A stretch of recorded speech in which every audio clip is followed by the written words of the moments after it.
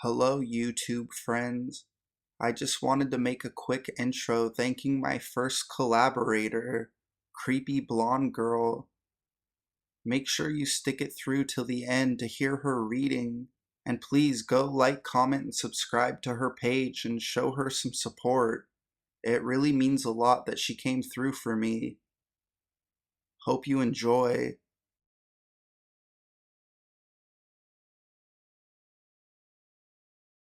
House broken into while I was inside. This happened less than a month ago. I'm a petite female in her 20s. I'm currently living in Mexico to escape life a little after post-grad in a city that's not known as a dangerous place. A lot of foreigners live here, and I haven't heard any safety concerns. I'm living with my cousin who works from 8 a.m. to 7 p.m. The houses are in a pretty good area with a school, a nice hotel, and a Starbucks within walking distance. Just to give you an idea of how unexpected this was. This incident happened while my aunt was visiting us from Mexico City. She stayed home all day with me while I usually studied or watched Netflix. On this day, I was planning on having a chill day since I had woken up around 11:30 a.m. I'm watching something on my computer when I start to hear some loud pounding, like someone was working on something with a hammer. This was around 12 p.m. I thought my aunt had let someone in to repair something. I was under the assumption my aunt was still in the house, so I wasn't too worried and continued to watch my show. The hard noises stopped, and I heard two male voices talking casually. This made me feel more confident that they were there to fix something. I get up from bed to fetch my phone. I don't have any service plan down here. To message my aunt on Facebook to see what was going on. I didn't get a reply from her, so I just took it as she was busy. I go back to lying in bed not thinking anything of the noises. 5 minutes later, I hear footsteps coming up the stairs. Take in mind I'm lying in bed with my back to the door when the door opens and I see a man. He was a pretty normal looking guy with facial hair and was dressed rather clean. Like if you saw him in public you wouldn't think anything negative about him. As soon as he saw me, he shut my door and went downstairs. Then I heard another huge noise that I later realized was him slamming the front door. My room is the first room directly above the stairs, so my first thought was this repairman accidentally opened my door. I thought he was trying to get access to our patio. I was a little confused, but again didn't think anything of the situation. I slowly walk down the stairs calling for my aunt's name, but I get no response. As soon as I make it down the stairs, I hear my aunt in a panicked voice saying, "They just robbed us. They took the TV." She forgot to lock the first iron door of the house, which made it easy for them to break open the second door. I'll attach pictures. She said that when she was walking by from the store, she noticed someone by the house. She asked him what he wanted and he said he was looking for a teacher. Then he got into the car with the other man and they left. She didn't notice the TV in their car or anything suspicious until she got to the house. She mentioned that someone had rang the doorbell before she left to the store, and when she went to check, no one was there. She believes they've been watching her and my cousin, so when they opened the door to my bedroom, they were caught off guard and dipped. It's just really frightening to think about what could have happened if they didn't get scared off by seeing me. The cops came and were telling me that they often kidnap girls or rape them. I know I got lucky. Here's a link to the pictures of the door that was tampered with.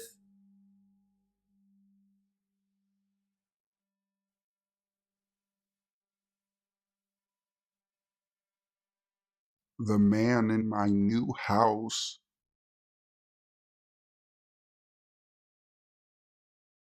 Today I took my mother-in-law, Carol, to look at the house my husband and I bought with my dad, Irv. It's on a huge piece of land and the house needs a ton of work, so it's currently unoccupied. I take her through the maze of rooms and poorly thought out extensions, explaining what we want to do to correct the weird nooks and crannies. As we're finishing up the vision tour, we're upstairs in the loft looking at the snowy woods and hear what could be footsteps, but possibly something else. I told Carol not to worry, it's probably an animal or house sounds, and we continue chatting. Then we definitely hear distinct footsteps and I hear a man's voice. Since my dad knew we were coming, I just assumed he came in on his cell phone and was wandering the lower level. As Carol yells, "Hello, Irv, hello, we're upstairs," my subconscious alarm bells are freaking out. That is not my dad's voice. I look at Carol and just say we need to leave, now. Luckily, the loft has a spiral staircase, so you get a pretty decent view of what you're walking into. We fly down the steps, open the sliding door, jump into my car. I call my dad to tell him what happened and that I'm calling the cops. 3 cops show up and search the house. Nothing. At this point, the cop starts asking us questions. What door did you use to get in? Where did you walk outside? Who knew you'd be here? Etc. My dad is there as we tell them again exactly what we did and heard. My dad cuts Carol off. Are you sure you didn't go in through the sliding door too? No, it was definitely in the side door, out the sliding door. Why? That door is broken. The lock sticks. You shouldn't have been able to get out unless it was already open. Awesome. I'm still absolutely freaking out as the fight or flight adrenaline is wearing off. One of the cops offers to do a perimeter walk. It's important to note that where I am got snow today and the powder was fresh. Cop comes back to tell me there are steps leading into the basement. Can't get into the main house from the basement as far as I know. Takes another cop, searches the basement and comes back. Nothing. I confirm that there are in fact footprints leading into the basement. Yes, there are. They try to reassure me that no one was in the house. Like freaking hell there wasn't. We both heard the steps. The second that voice registered as not my dad's, every hair on my body stood up and I was ready to GTFO. It's the first time that's ever happened to me. So, creepy footprint leaving phantom man? Let's not meet.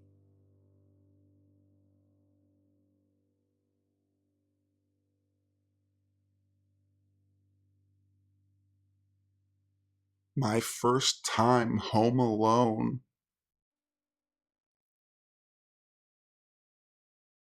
I will try my best to make this story short and concise. This happened when I was a child, around 11 to 13 years old. This was probably around the 5th time I was left home alone. Usually it was for a few hours or so, and not into nighttime hours. This night was different. Though they weren't planning on leaving me alone overnight, rough weather, what I believe was actually just intoxication, led them to staying at a hotel in a city about 200 miles from my home. They didn't inform me until about 9 o'clock or so, maybe even a bit later. I think this might have been because they didn't want to give me time to invite people over for a party or something. But the problem was they didn't give me any time to call anyone. This was before cell phones for the most part, so I'd have to call my friend's house phone, which was very awkward the later it got, especially on school nights. So by the time my parents told me, it was pretty much too late. I was going to be alone for the night. The first thing I thought to do is to ride my bike 2 streets over to my friend's house and see if his garage was open by chance, or if he was outside. The garage door being open was also kind of an indicator that it'd be okay to call the house a little later than normal, if it was open anyway. So I run out my back side door and around to my shed, get my bike, and ride as fast as I can.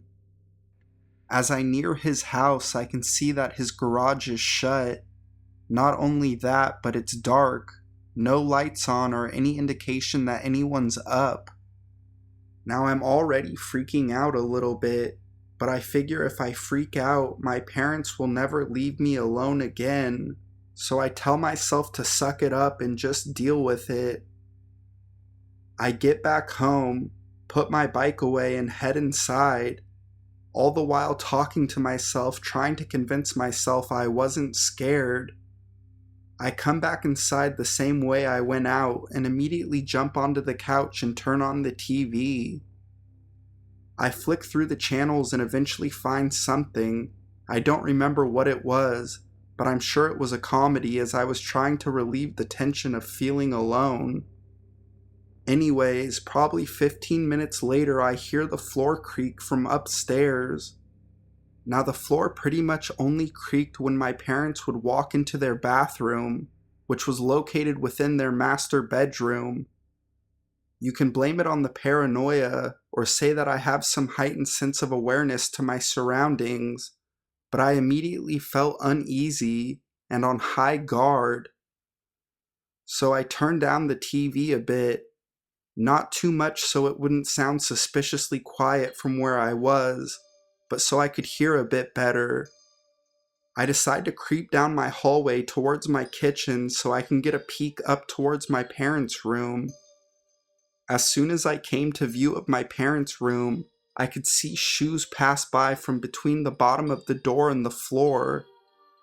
Someone was inside their room, and I was too scared to find out who. I ran out the same way as before, grabbing my bike and hauling ass to my friend's house. This time I didn't care. I was ringing their doorbell frantically. It was probably around 11 or so by this time. His dad answered the door, and his face went from, "I'm going to kill whoever is at my door," to "I'm going to kill whoever is in your house," in less than 2 seconds. He had his wife call the cops and had me jump into his truck, and we took off back to my house. I was too afraid to go back inside once we got there, so he went in and let me stay in his locked truck. I explained to him how the backside door would be open and the general layout of my house, as well as where I saw the feet pass by. After what was probably 5 minutes of searching through the house, my neighbor came out my front door, unharmed and a little bewildered looking. Several minutes later, the police arrived and I told them everything that happened, and so did my neighbor. They took a look around and took our statement, and we called my parents. I stayed at my friend's house until my parents got back home, which was about 3 a.m. The next day I wake up and I can see how upset my parents are. My dad and mom are sort of arguing as I head downstairs to the kitchen. When they hear me approaching, they go quiet. I remember thinking something's not right and feeling uncomfortable again. As I get into the kitchen and start pouring cereal, my dad tells me about how his watch is missing, which was a Cartier and very expensive and important to him, and how all their drawers had been rifled through very thoroughly. I felt so bad, wishing I'd had the guts to do something. I couldn't help but break out into tears. I vividly remember him telling me how smart I am and how proud he is that I handled it the way I did, and that he'd rather lose his watch than me. I finally felt safe, though I was still just crying uncontrollably. It wasn't until years later that I learned the full truth. Not only had that man stole my dad's watch, but he had also taken my mother's underwear. Not one pair or even just a few, pretty much the whole damn lot, as well as a few bras. Also, he had pretty much taken everything out of their nightstand drawers, which I was aware was all their private stuff, though not fully sure exactly what was all in there. It really turned the creepy factor up a few after hearing that, and makes me a bit happier knowing I didn't confront him, because who knows what he would have looked like, or what he would have done. But at the same time, what's also the creepiest part is not knowing what he looked like. It lets my imagination run wild, often to the most disturbing conclusions.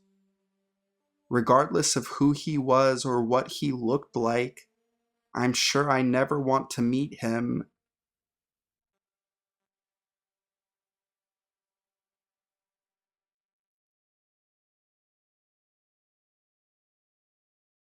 Deranged and shrewder.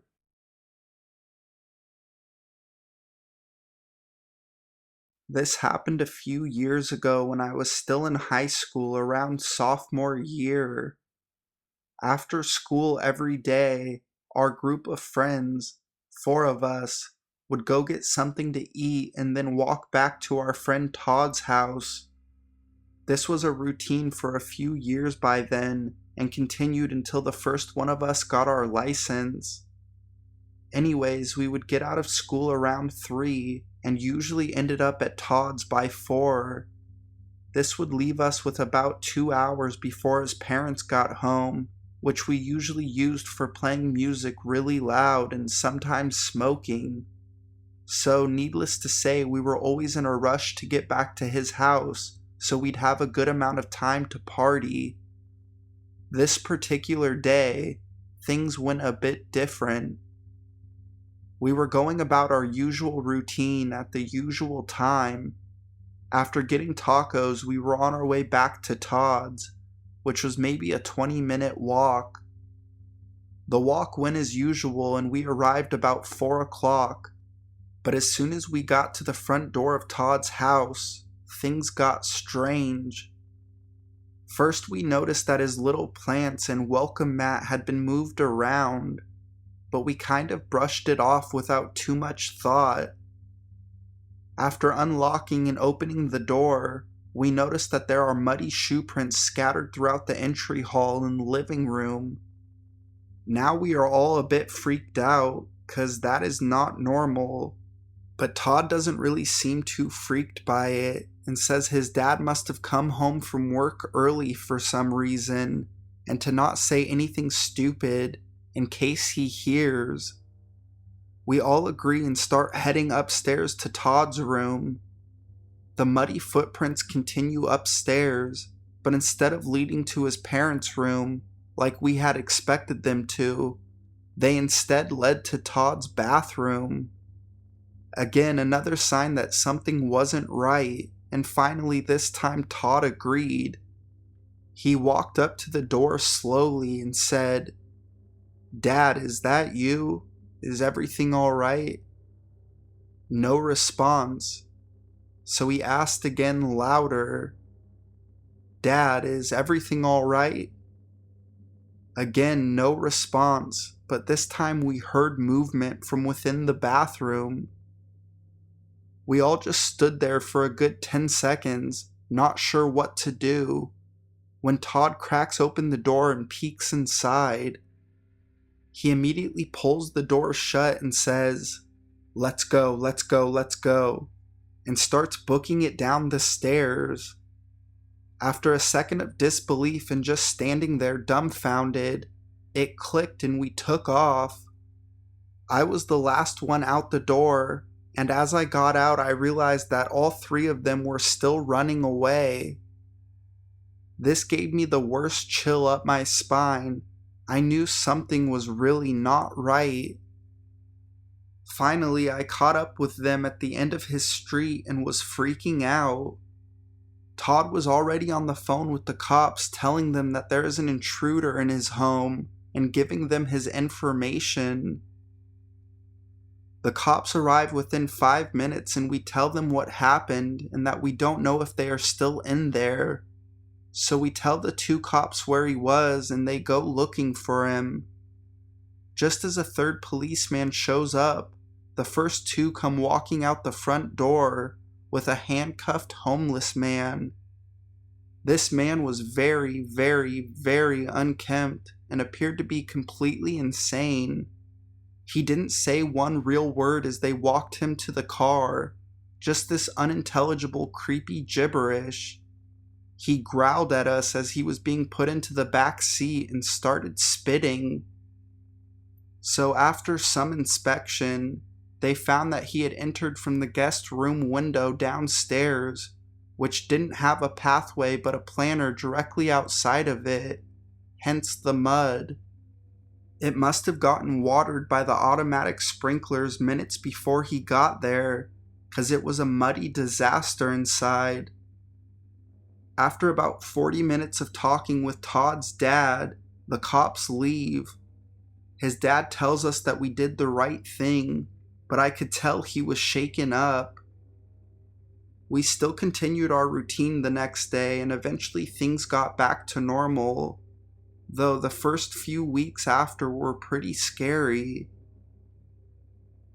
Now I know a lot of you will be thinking, this is just a sad story of a man without a home, and on some levels I agree, but this man wasn't just crazy, he was angry, and after hearing that he had a knife sitting next to him on the toilet, I'm not completely convinced of his innocence. I guess the police didn't want to freak us out, but we never even saw the knife. It was only after Todd's father had told him later that day, and then he told us. The knife wasn't taken from Todd's kitchen either, which makes it that much creepier. It's possible that it was just his tool or that it was for his own protection or whatever, but regardless, not cool. So, likely deranged intruder, let's not meet.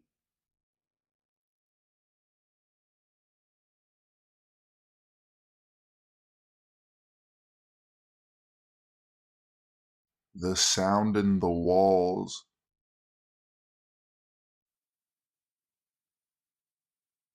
I was renting a basement apartment a few years back. The place sort of sucked. It was cold as hell and obviously not intended as a bedroom, with exposed cinder block for two of its walls. But hey, as a student, you take what you can get. At night, I kept hearing this scraping noise from the walls, right under my bed, sometimes slow and deliberate, and other times a sort of scantering frenzy sound. I had assumed that there was some sort of animal nesting in the wall and mentioned it to the owner. He said the foundation was improperly laid and moles and rabbits could occasionally get in between a couple of the blocks. He said he couldn't fix it before I'd moved in. I bet he says that to all of his tenants. So I just put up with it. One morning, I woke up and there was dust all over the floor of my room, and a big smear of it was on the pillow next to my face, with my window wide open. The best rationalization I had at the time was I had left the window open, and maybe some dirt from the construction down the road had blown in while I was sleeping. I put it out of my mind, and life went on. From that night forward, though, I didn't hear any more scraping from the walls. Later, when I was moving the bed out of the room, I noticed it.